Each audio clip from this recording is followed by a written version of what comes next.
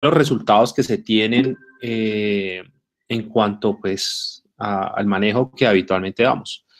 Entonces, la idea es que vamos a ilustrar y como Servicio de Cirugía Vascular del Hospital San José, vamos a tratar de generar una conducta. Adelante, Nicolás. Bueno, buenas noches para todos. ¿Todos me escuchan bien y ven la pantalla? Perdón, antes de empezar. Sí, Nicolás, sí, te vemos bien. Ok, vale. Entonces, pues como lo nombró el doctor, el día de hoy vamos a hablar sobre las complicaciones trombóticas del COVID-19, ya que es prácticamente en el contexto de la pandemia el fenómeno trombótico pues nos está causando muchas dificultades a distintos niveles, no solamente las trombosis que más se escuchan, que es el fenómeno pulmonar, sino trombosis en los diferentes órganos y sistemas. Entonces, pues, para empezar a ilustrar un poco la revisión, pues vamos a empezar con un caso clínico. Es un caso clínico pues, que tenemos en el servicio de cirugía vascular. Una paciente de 77 años, diabética, con algo de sobrepeso, exposición a humo de leña, y llegó por 4 días de inicio de síntomas respiratorios, disnea marcada, y un dímero D al ingreso de 1.2. La paciente durante su evolución pues, requirió ventilación mecánica, se le hizo un diagnóstico de una neumonía viral, ¿ya? Y con unos anticuerpos inicialmente negativos, pero más o menos al quinto o sexto día se tomaron una IgG y una IgM que ya salió positiva para COVID-19. La paciente incluso durante su estancia clínica pues, requirió ciclos de pronación vigil, ventilación mecánica invasiva, y hacia los 15 días del inicio de los síntomas, los médicos pues, de la unidad empiezan a ver que la paciente empieza a presentar hipoperfusión de ambas extremidades superiores y le toman un dímero D que ya se ve francamente positivo, 28.6, recordemos que el punto de corte es 0.5, ¿ya? Y le hace un ecoduplex donde documenta que tiene una isquemia en la mano derecha, ¿cierto? Unas arterias subclavia, axilar, braquial, radial y cubital permeables, de pared ateromatosas y sin imágenes sugestivas de trombo. Pero el Doppler arterial radial muestra una alteración del patrón espectral, reducción de la velocidad de conducción en el tercio medio bifásico de baja resistencia y monofásico en el tercio distal. Y una arteria cubital con alteración del patrón espectral, bifásico de baja resistencia y monofásico en el tercio distal. Estas son las fotos de la mano de la paciente, precisamente. Y entonces, ¿cuál es la pregunta que nos surge a nosotros como parte del servicio de cirugía vascular?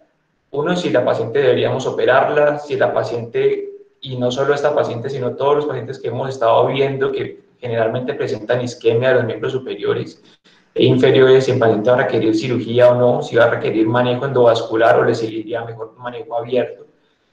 Y si necesitamos anticoagularla, ¿con qué deberíamos anticoagularla? Entonces, finalmente van a ser más o menos los objetivos de la revisión. Vamos a hablar un poco de la fisiopatología del COVID-19 y la trombosis, la incidencia de trombosis en COVID-19. Nico, ¿sí? Qué pena interrumpirte. No sé si puedes poner en... Es que la diapositiva no se ve muy grande. No sé si puedes poner... Ok. A ver. ¿Ya? ¿Se ve? Eso, mejor, sí. Ok. Vamos a hablar entonces sobre la prevalencia de trombosis venosa y arterial en COVID y algunas recomendaciones que han dado hasta ahorita algunas guías que se han publicado. Entonces, pues para empezar, sabemos que en el paciente crítico con COVID-19, pues la gran mayoría que llegan a esos estadios críticos cursan con un SDRA, el síndrome de dificultad respiratoria del adulto. La idea no es hacer una revisión de la fisiopatología del SDRA, pero sí recordar uno de los eventos fisiopatológicos más importantes, que es el secuestro de neutrófilos cuando hablamos de SDRA. ¿Por qué? Porque es que el secuestro de neutrófilos, la falta de cambiar su conformación para lograr salir del alveolo, genera un ciclo vicioso, tanto en el endotelio, ¿cierto?, del capilar, como también a nivel alveolar, y generan pues todo este fenómeno inflamatorio y este círculo vicioso que genera que el paciente genere un fenómeno trombótico de microtrombosis a nivel de la circulación pulmonar, ¿cierto? Y ese fenómeno de ocupación alveolar que siempre hemos estado tan relacionados en los pacientes con SDRA de etiologías no COVID. Pero bueno, ¿qué está pasando y qué han encontrado los diferentes autores en cuanto al SDRA?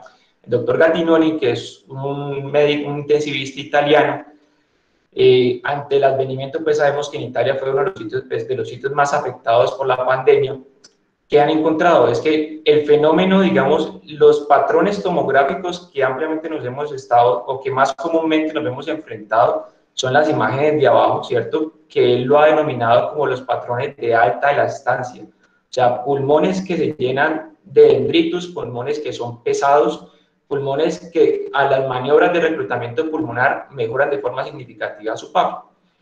Pero también están encontrando pacientes con PAFIs muy bajitas, sin tanto infiltrado alveolar y que generan también con SDRAs muy severos y que no responden a las maniobras de reclutamiento, no responden a las maniobras de pronación, y lo han denominado como un fenotipo de baja elastancia. ¿Qué es lo que él, digamos, en la editorial que él publica el año pasado en Intensive Care? Es que estos pacientes tienen una alteración de la ventilación, perfusión y están generando fenómenos microtrombóticos a nivel de la circulación pulmonar, y esa es la causa que los está llevando a los pacientes a la falla ventilatoria tan importante. Cuando hablamos un poco y se revisa algo pues de la fisiopatología en cuanto al COVID y la trombosis, ¿qué es lo que se ha encontrado? Es que el COVID tiene como receptor o puerta natural en la célula los receptores de la ECA2. Al el virus ocupar en la célula estos receptores de la ECA2, disminuye la disponibilidad de la enzima convertidora de angiotensina 2, ¿cierto? Y aumenta la angiotensina 2, el angiotensinógeno 2, perdón. ¿Esto en qué se va a traducir? Que el paciente empieza a generar efectos de vasoconstricción, aumenta la hipercoagulabilidad, aumenta, pues, dado por la parte del aumento del factor tisular, el inhibidor del plasminógeno 1. ¿Y qué es lo importante? Es que generalmente estamos asociados a que la ECA puede estar nada más a nivel pulmonar de las células pulmonares, pero la ECA está disponible y se encuentra en todas las células en la circulación sistémica. Y eso es lo que está explicando de cierta forma la falla orgánica múltiple que presentan estos pacientes con COVID-19. Muchos pacientes incluso pueden debutar con falla renal aguda como primer fenómeno de su manifestación de la enfermedad, de la infección viral. Pacientes que están empezando sus manifestaciones con eventos cerebrovasculares o incluso con infartos agudos de miocardio o incluso con isquemias de miembros inferiores o fenómenos trombóticos de la parte venosa. Otra de las cosas que se han asociado, y es que tendríamos que hablar algo de la triada de Virchow, es que él afecta y digamos que tiene relación con los tres elementos de la triada de Virchow. Se ha encontrado, pues, por una parte, lo que hablamos anteriormente, que el estar fusionados a los receptores de la ECA, pues, genera una parte de lesión vascular, una disfunción endotelial, y se ha evidenciado incluso con estudios histológicos, que es la imagen que vemos ahí, ya de microscopía electrónica, de inclusiones virales y células inflamatorias en los endotelios del corazón, de los intestinos, los riñones, de los pulmones, ya, así como también la presencia de apoptosis celular, que solamente con pegarse el virus a la membrana celular puede disparar el fenómeno apoptótico en la membrana. Y también lo que se ha encontrado es que los pacientes presentan algo que se ha denominado como el síndrome parecido a la linfohistocitosis hematofagocítica. ¿Qué es, digamos, el síndrome como tal? Es la respuesta inflamatoria excesiva por, digamos, una atenuación de los macrófagos y los linfocitos en el cuerpo, pues, en la circulación sistémica.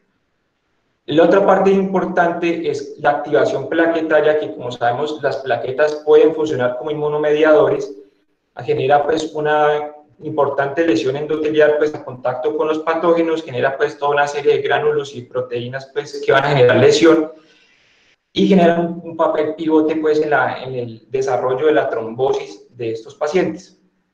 Así como también la expresión de algunas proteínas, como la proteína 11A, el factor de von Willebrand que se ha encontrado, e incluso a algunos pacientes se les ha encontrado que expresan anticuerpos antifosfolípidos.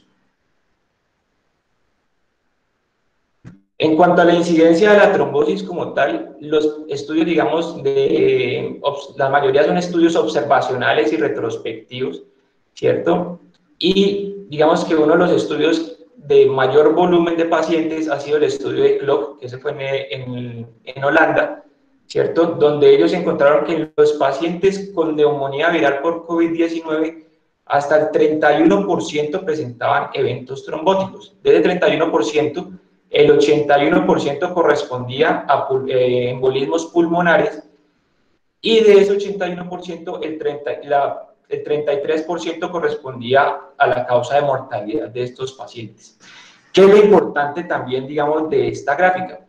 Que como vemos, hasta todos estos pacientes, de estos 184 pacientes, todos tenían tromboprofilaxis con heparinas de bajo peso molecular, y a pesar de su tromboprofilaxis, presentaban eventos trombóticos, ya se hubiera utilizado heparinas de bajo peso molecular o incluso heparinas, goteos de heparina. Pero no solamente estamos hablando de la trombosis venosa profunda, sino que también estamos encontrando eventos de trombosis arterial. Y no estamos encontrando la fisiopatología clásica en la trombosis arterial, donde existe una placa ateromatosa previa a una ruptura de placa y ahí la formación del trombo. ¿Qué se está encontrando? Que estos pacientes no tienen placas ateromatosas previas, ¿cierto? Son pacientes que probablemente no tienen factores cardiovasculares importantes, y aún así generan enfermedades coronarias multivasos, como es este caso clínico que está publicado en España, donde ellos hacen tanto el cateterismo cardíaco como la imagen endosonográfica, ¿cierto? Y evidencia que el paciente no presentaba placa ateromatosa, pero sí tenía un trombo en la circulación de las coronarias. Y en la parte de los pacientes que se están investigando, que hacen fenómenos de trombosis venosas profundas, tanto pulmonares, es que la gran mayoría les hacen screening de trombosis venosa profunda en las extremidades inferiores, y la gran mayoría no presentan eventos trombóticos de extremidades inferiores. Por lo tanto, estos pacientes están generando trombosis in situ en la circulación pulmonar, y esto es lo que los está llevando a que los pacientes realicen trombosis pulmonares y que sea muchas veces la causa de la muerte de estos pacientes. Probablemente la incidencia hasta ahorita encontrada de las trombosis arteriales no es tan alta como las trombosis venosas, como hablamos anteriormente, y se habla hasta el momento del 1 hasta el 3%. En cuanto al dímero D, pues sabemos que es un producto de la degradación de la fibrina, ¿cierto? Que está presente en la sangre después de que la fibrina se ha formado en fibrinógeno, y es catalizado por la trombina y subsecuentemente degradado por los polímeros de la fibrina por la plasmina. Es importante tenerlo en cuenta porque el dímero D hasta el momento, además de otras series de factores como la ferritina y otra serie de marcadores, ha sido uno de los principales marcadores de mortalidad, morbilidad de la patología del COVID-19, así como de la incidencia de eventos trombóticos. ¿No? Como vemos aquí en esta diapositiva, pues también se ha encontrado, nos ayuda a diferenciar de los pacientes que están generando una CID, como los pacientes que están generando una microangiopatía, ¿cierto? Y nos permite diferenciarlos. Como vemos, los pacientes con COVID-19, en cuanto al dímero D, la elevación es supremamente alta y se habla que puede elevar hasta 6 veces los valores normales del dímero D. Hablamos que los valores normales es hasta 0.5 a 1, ¿cierto? Y estos pacientes pueden debutar con dímero de 6 o incluso más, ¿cierto? Que es un factor pronóstico el que el paciente puede generar trombosis, y muchas veces lo están utilizando como marcador inicial para iniciar la tromboprofilaxis en estos pacientes. Bueno, otra cosa importante aquí es que los pacientes con CID, los pacientes con COVID pueden desarrollar CID, más la fisiopatología relacionada con la CID en los pacientes con COVID-19 no es igual a la CID que normalmente estamos acostumbrados, donde hay un consumo importante de plaquetas. Estos pacientes pueden tener disminución de un consumo pues importante de factores de coagulación, ya sin hacer disminución importante de las plaquetas, y por lo tanto, a pesar de que son muy proclives a hacer los eventos trombóticos, también pueden ser ampliamente proclives a generar sangrados. En las series que se han hecho en Wuhan, donde fue pues, el epicentro de la pandemia, ¿cierto? Ellos ¿qué encontraron? Que los pacientes cuyo dímero D estaba elevado por encima de 0.5 miligramos sobre mililitros tenía una probabilidad de muerte supremamente alta y era un marcador de muy mal pronóstico para estos pacientes. Como vemos, la probabilidad de muerte en estos pacientes que tenían dímero D de hasta 42 era supremamente alta, ¿cierto? Y comparando pues inicio de toma de la muestra desde los 4 días del inicio de los síntomas. Entonces, pues ya teniendo en cuenta ya la parte de la fisiopatología que hablamos anteriormente, ¿cierto? De la parte de la trombosis relacionada con el COVID-19, cómo es diferente la fisiopatología que normalmente estamos acostumbrados a oír en los pacientes no COVID. Las guías hasta el momento, y probablemente estas son las 2 guías más importantes hasta el momento publicadas, que son las guías CHEST, que serían las guías americanas y las guías de la Sociedad Internacional de Trombosis y Hemostasia, han lanzado una serie de recomendaciones en cuanto al uso de tromboprofilaxis en los pacientes COVID. Pero estas recomendaciones, teniendo en cuenta el tiempo que llevamos de pandemia, se han basado en pacientes no COVID. Por lo tanto, digamos que son un poco, digamos que la literatura respecto de la evidencia para poder recomendar esto no es la más fuerte. Hasta el momento, ¿qué es lo que se recomienda? Por una parte, utilizar heparinas de bajo peso molecular, ¿cierto? ¿Con qué propósito? Con limitar la exposición del personal de salud a los pacientes. Un paciente que le vamos a colocar heparina no fraccionada, probablemente requiere que el paciente, que estemos más expuestos al paciente pues infectado y aumenta pues la exposición del personal. La otra parte es que las heparinas de bajo peso molecular no necesitan pues hacer un seguimiento en cuanto a la parte del TP y el TPT, y lo otro es que pues tienen un perfil de seguridad un poco mejor y digamos que la parte terapéutica se documenta un poco mejor que el goteo de heparina como tal. Lo segundo, y algo que discrepan un poco las guías, es que una vez el paciente ha ingresado de su cuadro pues, COVID, ¿cierto? Las guías americanas no recomiendan la profilaxis en estos pacientes. Por el contrario, las guías internacionales de trombosis y hemostasia sí la recomiendan de hasta 30 días posterior al paciente que ha ingresado, digamos, de su estancia hospitalaria. Siempre y cuando el paciente no tenga, digamos, factores de riesgo para sangrado, pues importante, ¿cierto? Pues que ya todos conocemos. Y obviamente catalogando los pacientes que son de alto riesgo o bajo riesgo para eventos trombóticos, ya sea mayores de 65 años, un cáncer, pacientes que han estado críticamente enfermos, que han presentado un dímero de 2 veces por encima de lo normal para iniciar la parte de la tromboprofilaxis. Algunas guías y algunos autores, y sobre todo la sociedad italiana, se han atrevido, digamos, a hacer algunas recomendaciones y una evidencia clara para tratar, digamos, de hacer un llamado a la acción ante la gran incidencia que están presentando de trombosis en los pacientes COVID. Una de las recomendaciones que sacan en el último paper de la Sociedad Italiana de Trombosis y Hemostasia es aumentar la dosis de tromboprofilaxis. Cierto que sabemos que normalmente se tiene que dar 40 miligramos subcutáneos cada 24 horas de enoxaparina. Ellos quieren aumentar la dosis de tromboprofilaxis y hacer un ajuste a 40 miligramos cada 12 horas a estos pacientes. Hay otros autores como el doctor Cataneo, ¿cierto? También italiano, quien ha criticado mucho esta posición de la sociedad italiana, teniendo en cuenta y diciendo que los pacientes con COVID, la trombosis por el COVID es por un estado proinflamatorio sistémico, ¿cierto? Y persistente que estamos presentando a nivel endotelial. Por lo tanto, aumentar la dosis de enoxaparina probablemente no vaya a generar ningún beneficio en estos pacientes. Y por el contrario, pudiese aumentar de manera significativa el riesgo de sangrado. Por lo tanto, lo deja entredicho, más la sociedad italiana en estos momentos trata de recomendar sin una evidencia, digamos, que sustente esta justificación.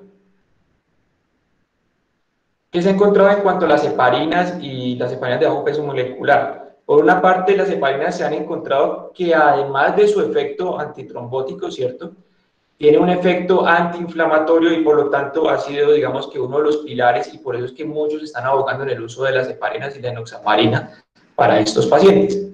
Que si no se recomienda es dar anticoagulantes orales, sobre todo en el paciente críticamente enfermo que está en la UCI, porque muchas veces los antivirales que están utilizando para el manejo del COVID tienen interacciones medicamentosas importantes y pueden prolongar sustantivamente y aumentar el riesgo de sangrado de manera significativa cuando damos medicamentos como apixaban, dabigatran, rivaroxaban, entre otros.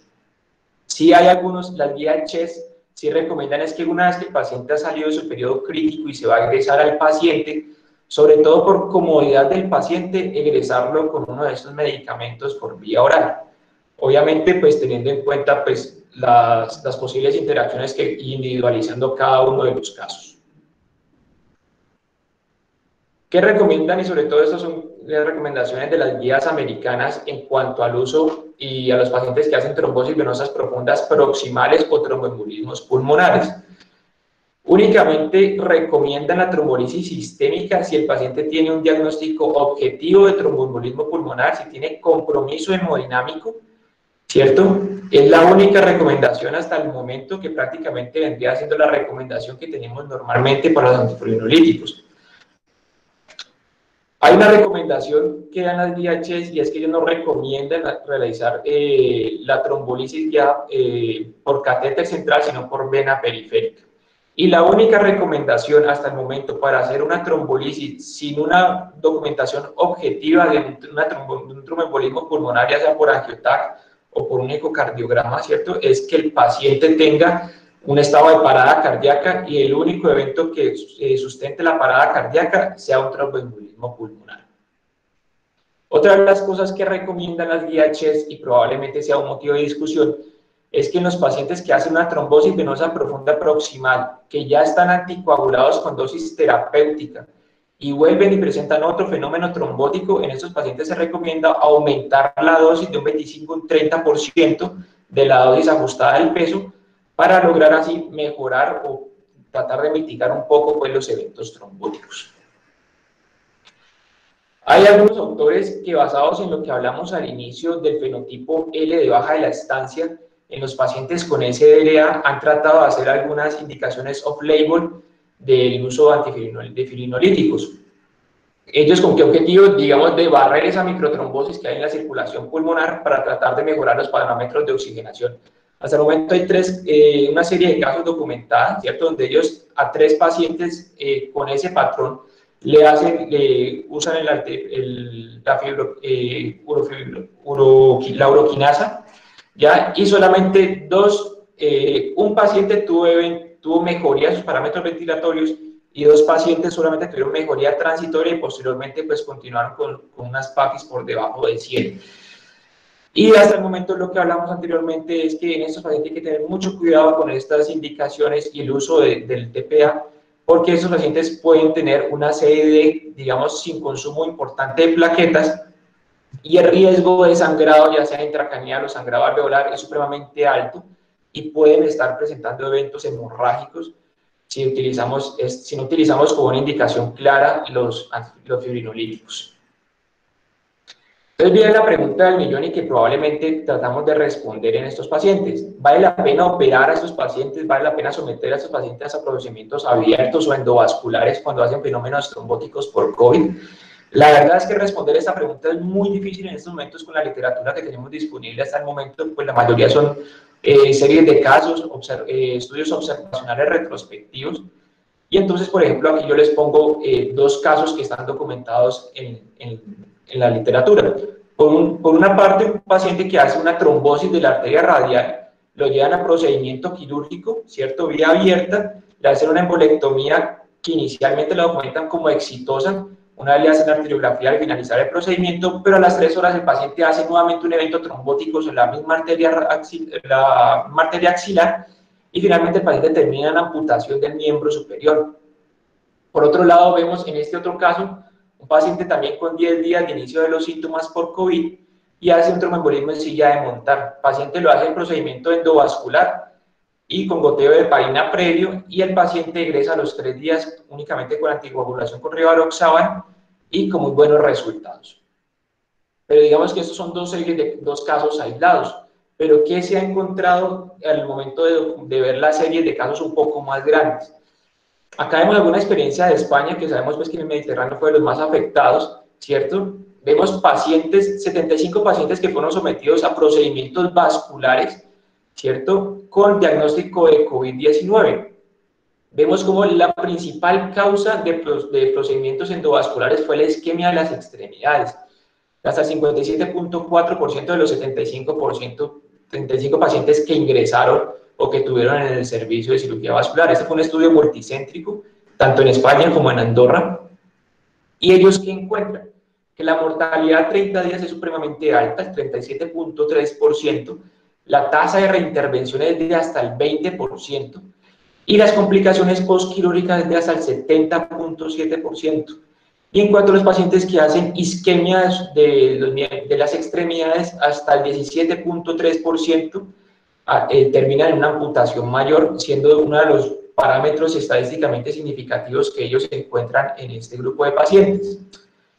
Ellos haciendo la parte de la discusión sobre las complicaciones que han presentado en estos pacientes con COVID-19, ellos atribuyen, este es un estudio que prácticamente lo realizan al inicio de la pandemia, es a la falta de disponibilidad de unidades de cuidado intensivo y obviamente de todos los insumos relacionados con la unidad de cuidado intensivo en los pacientes que ingresan por patologías vasculares. Sabemos que la unidad de cuidado intensivo es supremamente importante a todos los pacientes que van a ser intervenidos por procedimientos de origen de patologías vasculares. Otra cosa a tener en cuenta es que hasta el 10.7% de esos pacientes fueron intervenidos de manera endovascular. Y ya vamos a hablar un poco más adelante sobre otras experiencias. Esta es una experiencia en Lombardía, ¿cierto? En Italia, donde ellos hacen el análisis retrospectivo de 20 pacientes que ingresan por isquemia de extremidades, ¿cierto? Y a 17 de ellos los intervienen quirúrgicamente. 3 de ellos no los intervienen por su estado, pues que ya es seguramente muy mal estado general, y deciden no hacerle procedimiento quirúrgico y los pacientes fallecen.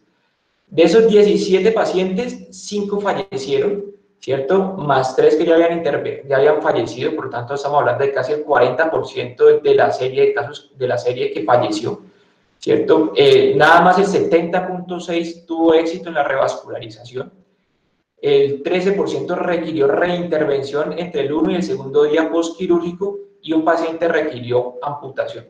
Como vemos, el porcentaje pues, de procedimientos fue bastante diverso, incluso también están procedimientos por endovascular, pero a pesar de que se hacen los procedimientos endovasculares o por vía abierta, las tasas de complicaciones y comparados con cohortes del 2018 de ese mismo grupo de estudios son supremamente malas y a los pacientes con patología trombótica por COVID les va supremamente mal comparado con los pacientes no COVID. Por lo tanto, ellos en su discusión recomiendan que los pacientes no llevarlos a procedimiento quirúrgico, sino más bien heparinizarlos a los pacientes en vez de llevar a procedimientos quirúrgicos.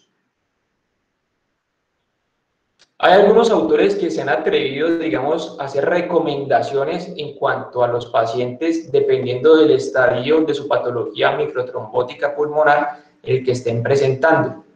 Digamos que esto no está avalado, estos son, digamos, propuestas de algunos grupos que están, digamos, tratando a estos pacientes COVID y vemos como, por ejemplo, los pacientes que ellos los catalogan en estadios 1, donde tiene un dímero D que está 2 a 3 veces por encima de los normales, son pacientes que necesitan ser hospitalizados, pero en una sala de hospitalización, ellos únicamente recomiendan una dosis profiláctica versus terapéutica de heparinas y sin ningún, digamos, procedimiento adicional.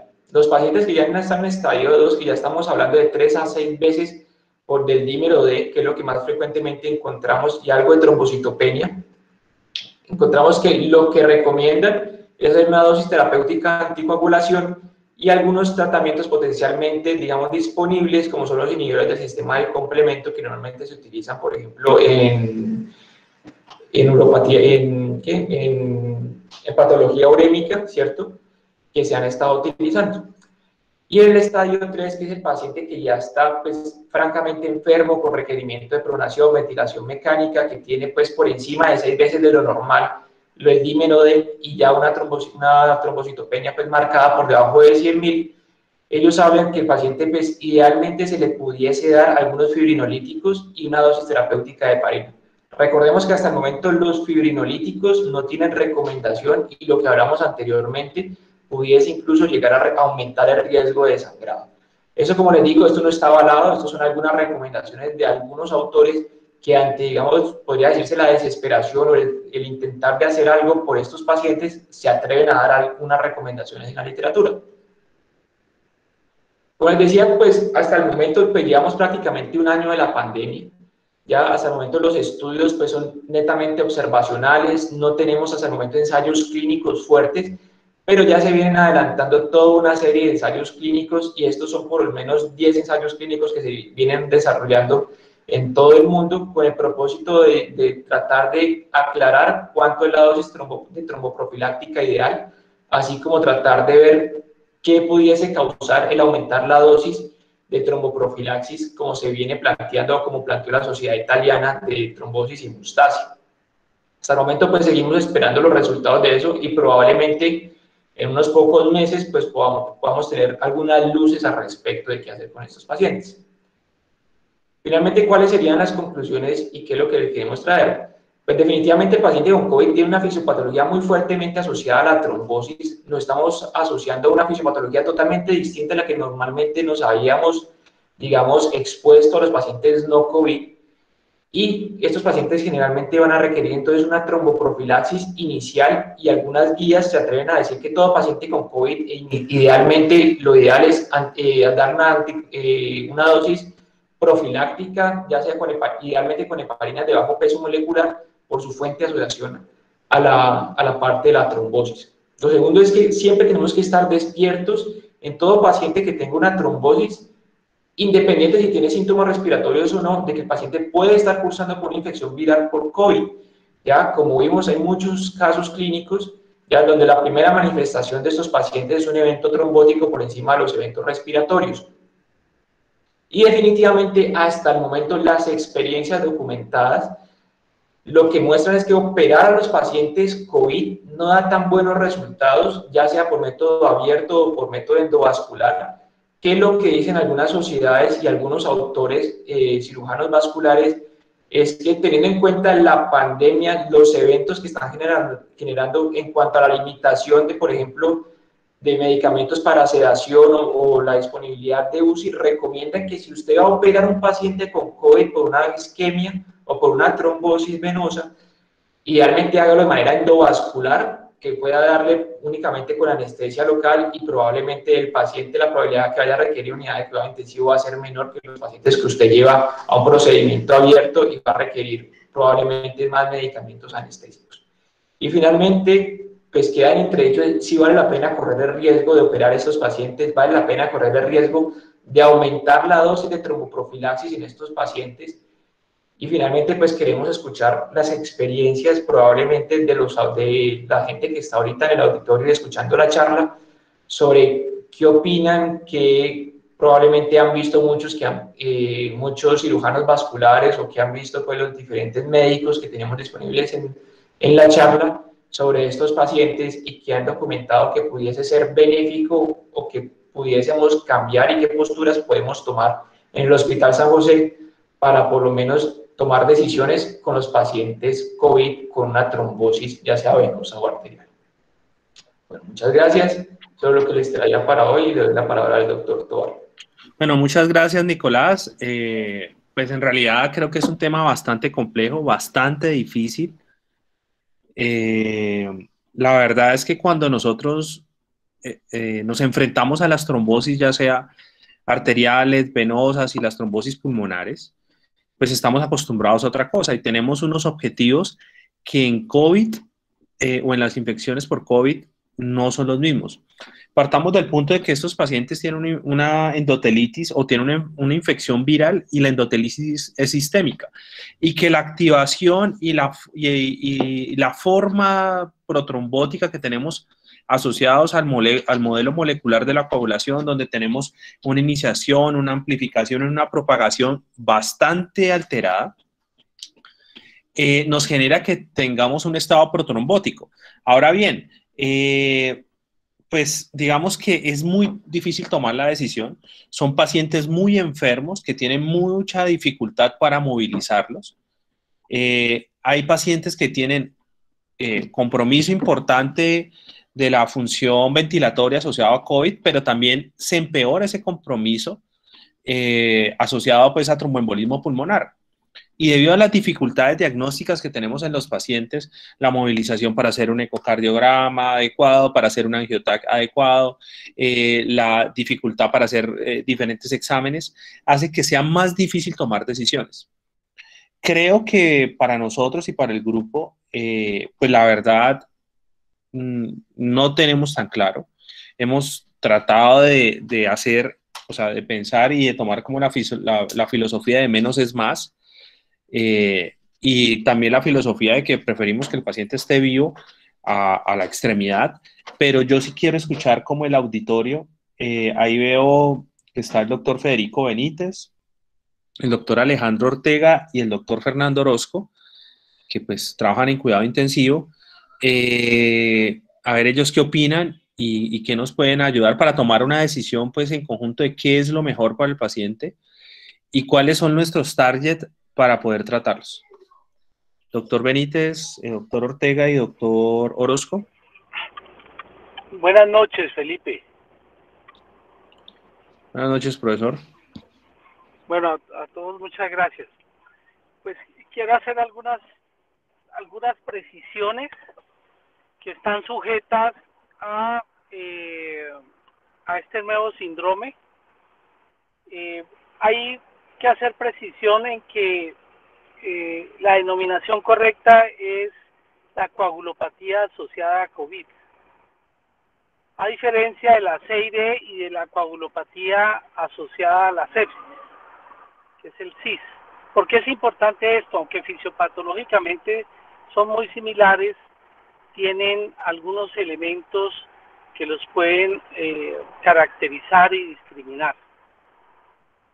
Es supremamente relevante el hecho de la bomba que se genera entre la inflamación del endotelio, el proclive del síndrome MAS, que es el síndrome de activación de macrófagos, el HLH, que es la linfohematocresis que se genera, y eso es parte de la linfocitopenia tan severa que se produce en estos pacientes, que terminan generando esa microtrombosis.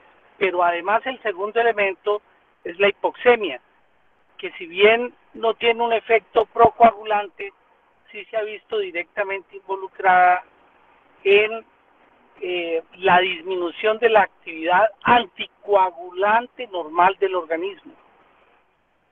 Entonces la hipoxemia per se también es otro elemento que se encarga de destruir y de generar esta lesión de depósitos de fibrina tan severos. Lo otro es que el dímero D, cuando se expresa, se expresa. En esta patología no es que encontremos que el punto de corte es 0,5 y que vamos a tener 20 de dímero D.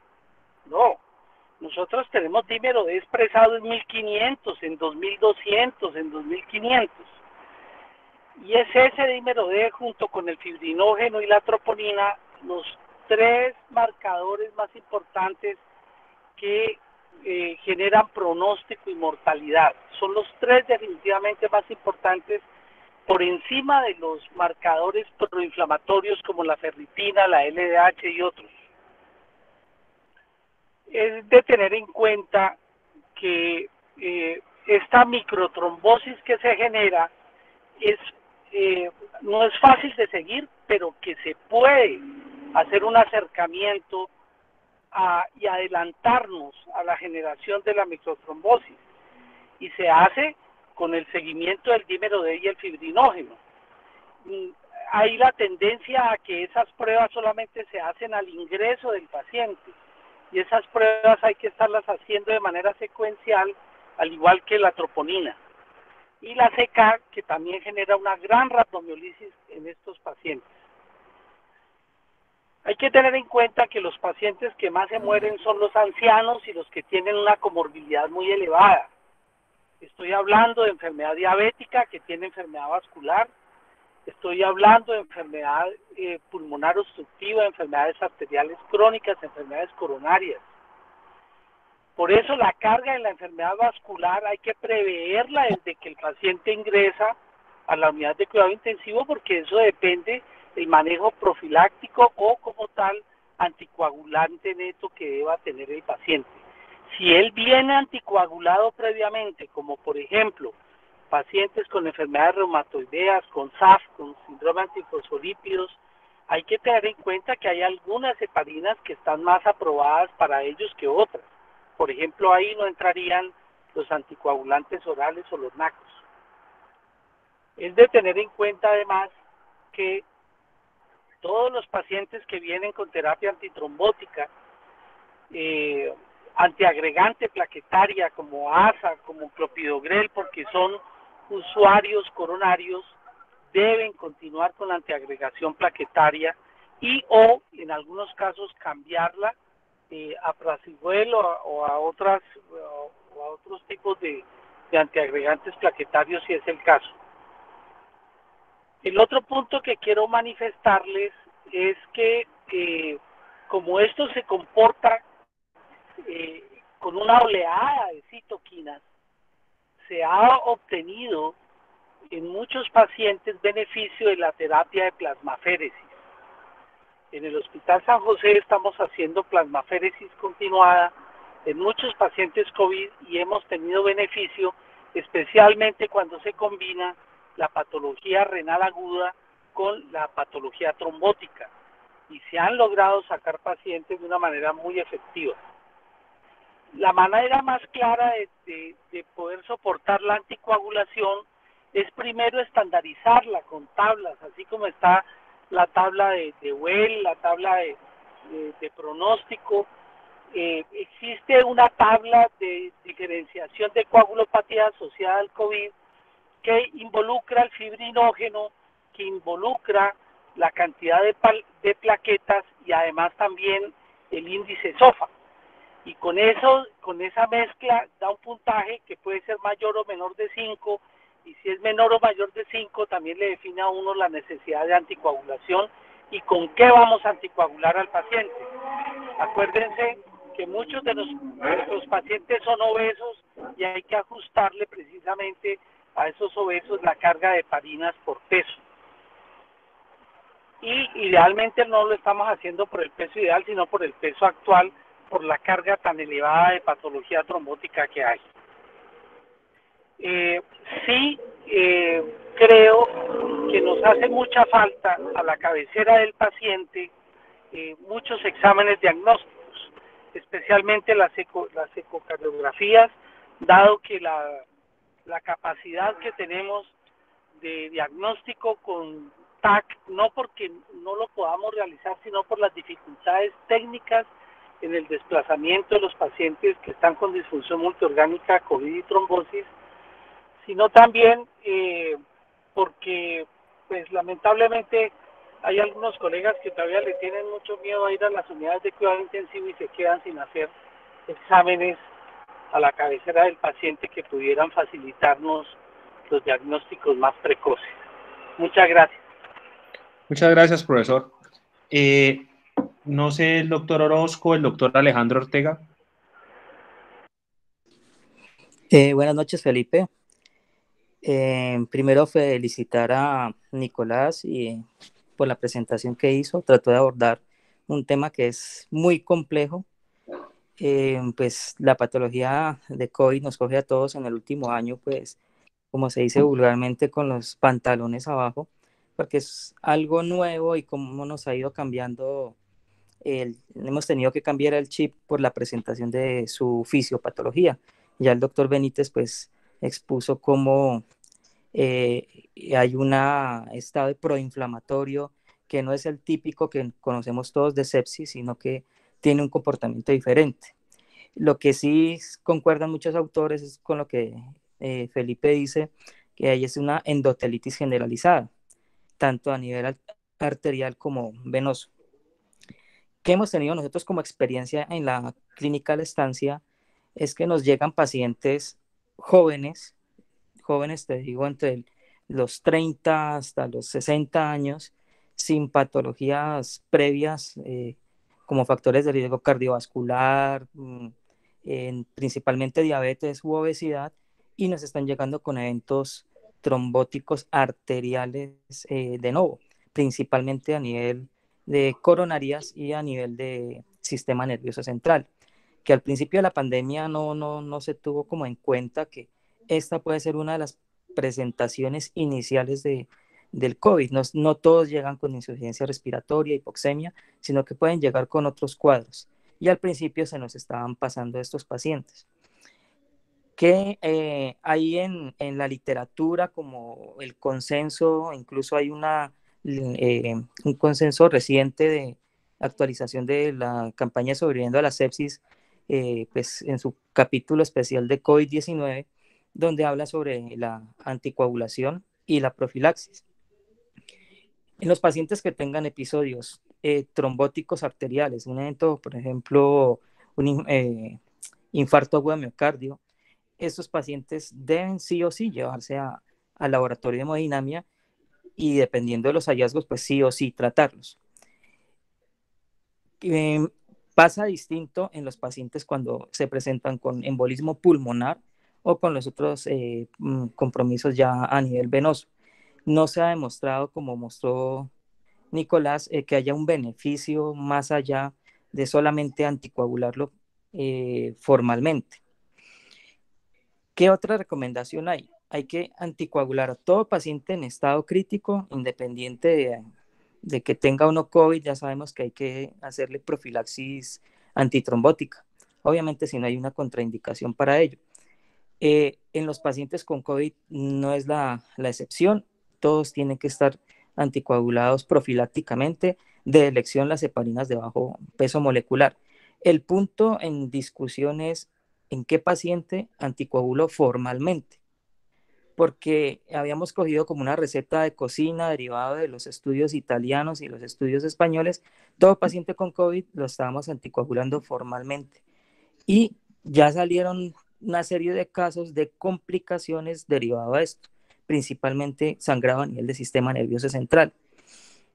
Se ha podido ir como refinando un poco esa indicación. El doctor Benítez nos habla del score que se plantea y el consenso que les digo, hablan puntualmente. Si hay un evento, por ejemplo, el infarto agudo de miocardio o el tromboembolismo pulmonar confirmado, hay que anticoagularlo formalmente. ¿Con qué? De elección heparinas de bajo peso molecular, a no ser que haya una indicación de otra cosa. ¿Qué nos recomiendan los anticoagulantes orales nuevos? Y queda muy en duda la utilización de la anticoagulación tanto profiláctica como formal en los pacientes COVID ambulatorios. Los resultados no han sido los mejores. Incluso hay un caso particular hace una semana, paciente de 30 años, ligeramente en sobrepeso, infarto agudo de miocardio. Se le hace el antígeno de COVID, fue positivo. Entonces nadie daba crédito a eso, pero eso fue. Y si no hacemos estos diagnósticos, podemos correr el riesgo de generar infecciones cruzadas o COVID nosocomiales, entre comillas, dentro de nuestras instituciones. Entonces hay que estar muy afinados que cualquier evento trombótico, y especialmente en pacientes que no tienen factores de riesgo, hay que sospechar que esté cursando con una infección por coronavirus.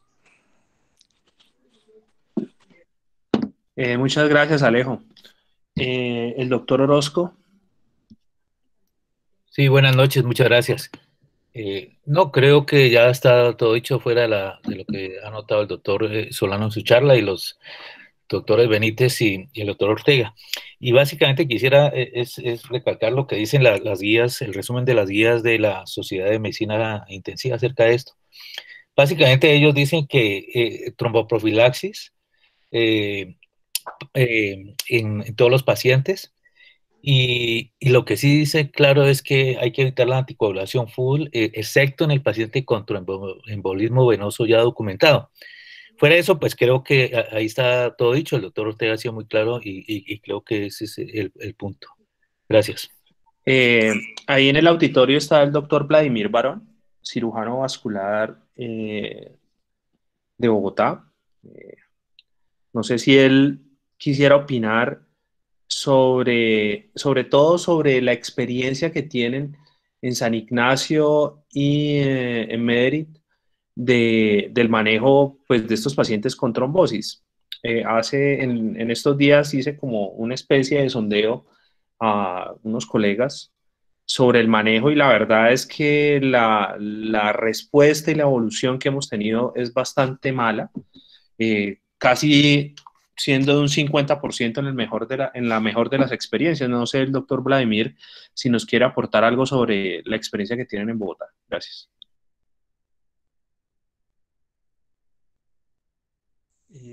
Hola Felipe, buenas noches. Buenas noches a todos. Gracias por la invitación a la charla, muy interesante. Pues nosotros con dos hospitales donde nos movemos, que son hospitales universitarios de volumen alto, la cantidad de pacientes COVID con complicaciones vasculares que hemos manejado pues ha sido bastante alta, pero aunque no hay una cifra exacta pues de la tasa de éxito en realidad para nosotros, la idea sigue siendo intervenir los pacientes. Yo creo que nuestra estadística es mucho mejor que el 50%, yo diría por lo menos un 70% de los pacientes tienen una respuesta positiva y su pronóstico va más dado por las complicaciones sistémicas adicionales que por el cuadro trombótico vascular. Sí tenemos pacientes obviamente con episodios de retrombosis, pero para nosotros es muy difícil tomar una decisión de solo anticoagular un paciente cuando tiene una extremidad o las dos extremidades en isquemia o cuando tiene un brazo isquémico y dejar a estos pacientes solo al manejo anticoagulante pues es muy complejo y la verdad la conducta nuestra sigue siendo tratar de intervenir y hacer procedimientos de revascularización temprano. Como decían ahí en la charla, lo ideal sí es tratar de hacerlo siempre por vía endovascular mientras sea posible, pero hemos manejado casos de trombosis aórticas extensas, incluso con buenos resultados con pacientes que logran superar no solo el cuadro isquémico, sino el cuadro de COVID en forma satisfactoria y pues obviamente es muy diferente sacar un paciente que se recupera de su enfermedad pulmonar o de su cuadro complejo del COVID con sus extremidades viables a sacarlo amputado y pues aunque salga del COVID, el cambio de la calidad de vida pues va a ser muy, muy diferente. Entonces básicamente ese era el comentario que quería yo hacer para nosotros. Sigue siendo mandatorio el intentar revascularizar los pacientes siempre y cuando las condiciones clínicas globales del paciente pues lo permitan y su pronóstico vital, pues su calidad de vida previa también lo justifique. Muchas gracias. Muchas gracias, doctor. Creo que nos orientó bastante. Una cosa que es bastante importante es en los pacientes el grado de isquemia, ¿no? Entonces, digamos que para nosotros, en resumen, cuando hacemos pacientes con tromboembolismo pulmonar y hacemos tromboaspiración, o se hace tromboaspiración en los pacientes, la verdad es que tiene que tener las indicaciones para hacerlo. Y no, digamos que nosotros a veces hemos hecho pacientes con tromboembolismo pulmonar, con alteración ventricular, pero con un estado hemodinámico relativamente compensado, que es el área gris del manejo del tromboembolismo pulmonar. Digamos que esos pacientes creo que están excluidos para el tratamiento. En cuanto a trombosis venosa, creo que lo ideal sería hacer pacientes con flegmasia o con muchísimo riesgo de flegmasia. Los pacientes con trombosis venosa que generen algún grado de disfunción, ya posteriormente tocará tratarlos con el síndrome postrombótico que van a quedar en una mejor condición, creería yo. Y definitivamente los pacientes con trombosis arterial, ya sea periférica o de vasos centrales, como en el caso que nombraba el doctor Vladimir, creo que definitivamente hay que tratarlos. Obviamente que hay que sopesar el riesgo de falla y hay que sopesar también primero la vía endovascular y después, pues, si no tenemos opción, pues la vía arterial, la vía quirúrgica abierta, perdón. Y también, pues, tener en cuenta que estos pacientes, pues, tienen una alta tasa de falla, pero pues igual, pues hay segundas opciones y terceras opciones. Entonces, eso también es importante tenerlo en cuenta. No sé si hay alguna otra. Ah, bueno, aquí está la doctora Jenit Lagos, residente de cirugía vascular de la Universidad de Antioquia. Entonces, no sé si quiere opinar algo, Jenit.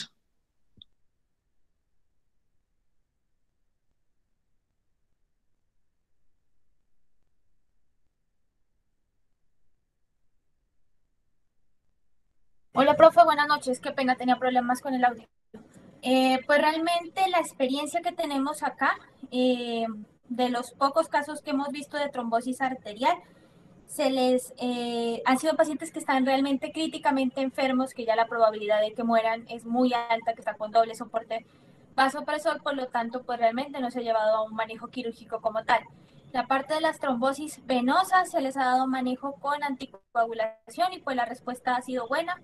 pero pues realmente experiencia en el manejo quirúrgico, al menos en las 2 instituciones que he estado, pues no se ha tenido ninguna, porque como le digo, los casos que hemos tenido son pacientes que están en un estado crítico que realmente no permite pues llevarlos como tal a cirugía, y la mortalidad pues altísima.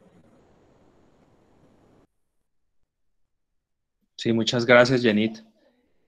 Bueno, no sé si alguien más del auditorio quiere hacer alguna pregunta, tiene alguna duda. Yo creo que ha sido muy provechosa la charla. Es un tema muy Felipe, complejo. Sí, claro, doctor Benítez. Felipe, ¿puedo intervenir? Sí, señor. Una sola cosa, no se olviden del síndrome post-COVID. O Sí, sea, claro. cuando el paciente ha salido de la fase COVID, de los 20 días del paciente crítico, incluso el paciente va a la casa y reingresa. Nosotros tenemos que tamizar adecuadamente al ingreso los pacientes y definir cuál debe ir con terapia anticoagulante o con profilaxis prolongada, estoy hablando hasta 3 meses posterior a COVID, porque hemos tenido muchos hallazgos de pacientes con lesiones post-COVID trombóticas. Gracias. Sí, lo que dice el doctor Benítez es bastante importante. La verdad es que muchos de los pacientes, inclusive tengo un paciente que es médico, que supera la fase infecciosa, hace una trombosis venosa, probablemente pues por toda la quietud que tuvo, y hace un tromboembolismo pulmonar, submasivo de bajo riesgo, pero de todas formas el paciente es un paciente muy joven de 45 años, pero sí tiene un impacto cardiovascular. Y creo que eso también es importante determinar, que el paciente no solamente queda posterior a que sale de la unidad de cuidado intensivo, sino que las complicaciones que tienen el síndrome post-COVID son bien importantes y nos olvidamos de que eso existe. Otra cosa que decía Nicolás en la charla, y es que en los últimos 20 días hemos diagnosticado 8 pacientes con COVID que llegan por trombosis sin ningún otro síntoma respiratorio. Entonces, es importante que los servicios de urgencia, los servicios de medicina interna, tengan claro que eso es otra presentación de la enfermedad y que pues nos tienen que avisar, ¿no? No sé si alguien quiere más opinar. Si nadie más quiere opinar, les agradezco por estar en la charla. Esta charla la vamos a subir al canal de YouTube de los residentes de cirugía de la Universidad del Cauca, para los que quieren y queden con complicaciones, perdón, con alguna duda. Y la idea es que quiero felicitar también a Nicolás. Creo que es muy buena esta charla. La verdad creo que nos orienta y nos ayuda a tomar decisiones en las diferentes instituciones en las cuales estamos. Muchas gracias y buenas noches para todos. Muchas gracias.